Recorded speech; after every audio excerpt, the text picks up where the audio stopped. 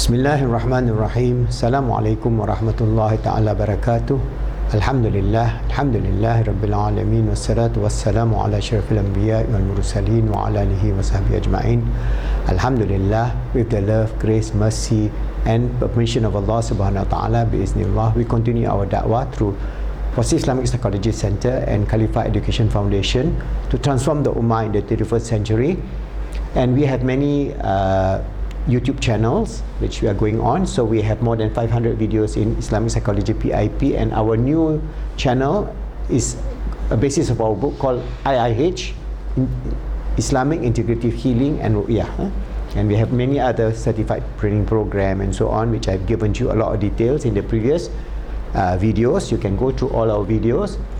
Alright,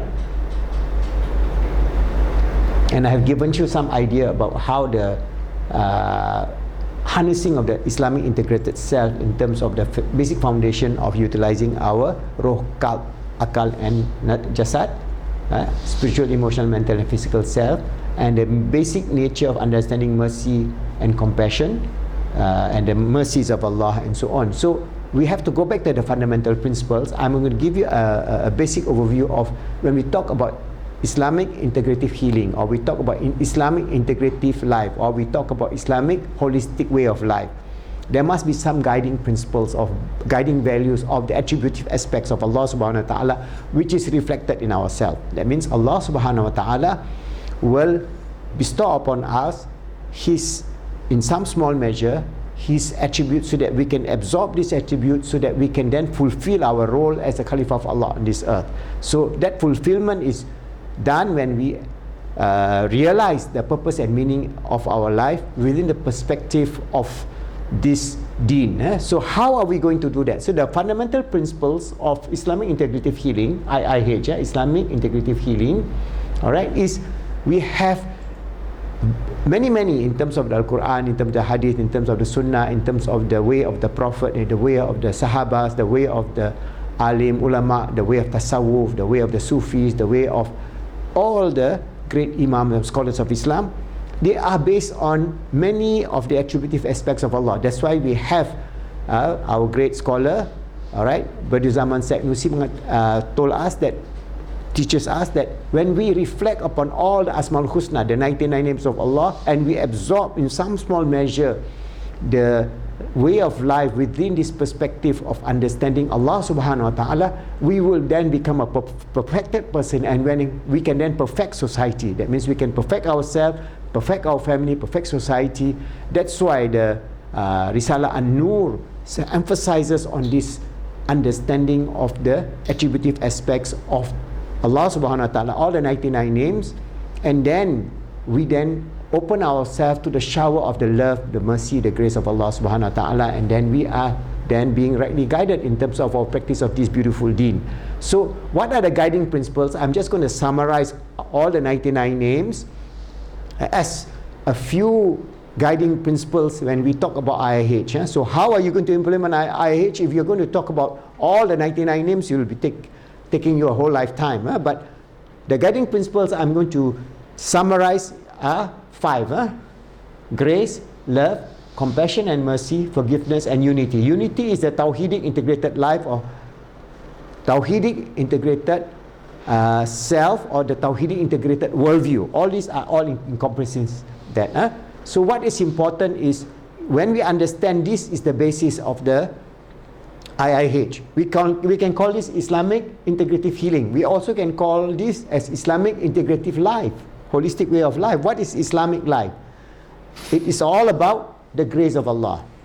So the grace of Allah subhanahu wa ta'ala, when He created this Bani Adam, He infused upon us the greatest of His gift, that is the Ruh. The Ruh comes from a command from Allah subhanahu wa ta'ala. He infuses in us. He doesn't infuse the Ruh insofar as perspective from the divine grace, insofar as He gives it to the animal. He gives to the animal, or the cats, or the dogs, or the amoeba, or the bacteria, or the crystals, and at every aspect of this life, they cannot carry the burden of worshipping Allah with free will.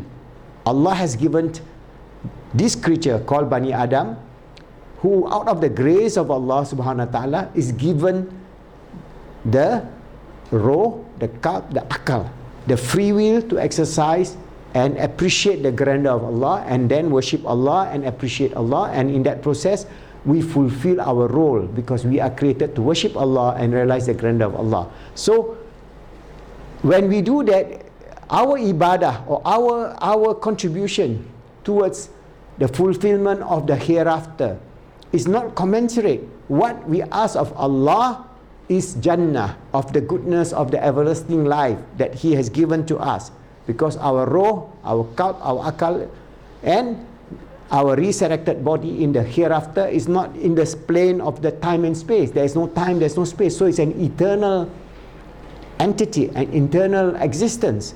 So if we do the ibadah, how much ibadah we do also, we cannot, it is not commensurate with the gift of the grace of Allah. Alright? So for example, there was a story of a man who was left on an island. This is adaptation of the story, which a lot of the scholars explain. And then he has all the food in the island. He has the pomegranate, he has the water, he has the fruits, he has all his food. And he lived for 500 years in ibadah. Alright?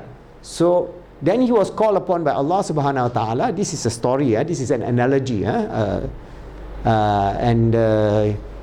When he was made to face his reckoning, he tells Allah subhanahu wa ta'ala to measure him by the base of his ibadah. 500 years. Every day he prays, he do everything.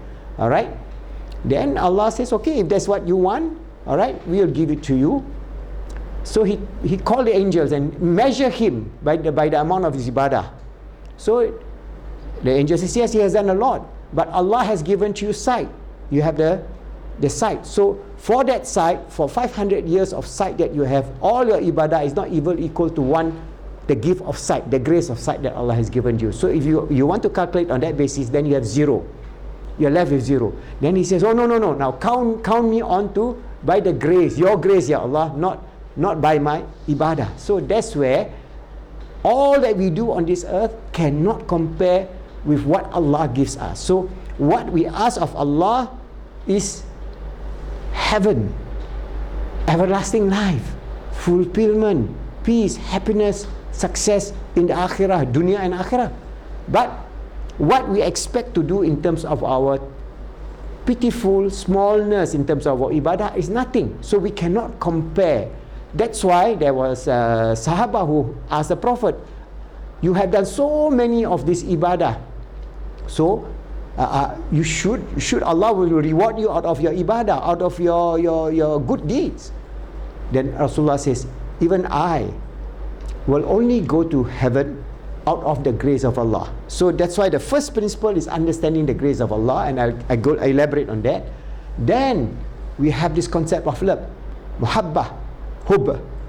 So Allah has told us in the Quran, and as well as in the Sunnah and the way of the Prophet and the way of the Salafs and the Tabi'in and so on, about this nature of love, the love of Allah to us and our reciprocating love to Allah subhanahu wa ta'ala. The third principle is compassion and mercy. So we have to understand in terms of the mercy and the compassion of Allah and our mercy and compassion as we live on this earth. Alright? The fourth principle is forgiveness. How can we lead a life of mercy, grace, love, compassion if we don't have no forgiveness? Because the basis of all the other three is forgiveness. So we have to forgive others who have done harm to us. We have to forgive ourselves, our family, and we have to help live a world full of forgiveness. Because there are many injustices, many sins that is being done all over. So we must have a world full of forgiveness. And finally, it is unity. Alright, that is a Tawhidic integrated life that we want to bring about in terms of Islamic integrative healing, or you can call it Islamic integrated motivation or coaching or mentoring way of life, or holistic way of life based on the deen of Islam. Whatever name that you want to do, you must have these basic fundamental attributive aspects. So these are the 5 aspects that I will elaborate, so that when we ask about the whole implementation of the beautiful Asmaul Husna which Allah has endowed upon, if you can then finally realize that the realization of infusing ourselves with some small measure of the divine attributes that He has given us as the Caliph of Allah on this earth, as His servant, as the mirror of His divine grace, His divine love, His divine mercy, His divine compassion, His unity, Tawheed, then we would then be able to lead a good life, and inshallah we would then be able to have the fullness of this life, the gift of success. Rabbana atina fid dunya hasanah wa fil akhirati hasanah wa qina azabannar, the fullness of the gift of the peace and happiness and blessings in this world, and the peace and happiness of the fulfillment of the hereafter, and the protection from the torment of the hellfire. So inshallah, in the subsequent video, we'll give you some ideas about how we can go about with grace, love, compassion, mercy, forgiveness, and unity, to give you a fundamental basic background, because without this background, when we talk about, people will ask, what is Islamic integrative healing basic foundational strength or basic foundational ideas? These are the 5 foundational ideas: grace, love, compassion and mercy, forgiveness and unity. And inshallah, from then we can develop the whole framework of how we can achieve the greatest of wellness and success and happiness and health based on the integrated Islamic Tawhidic life, inshallah.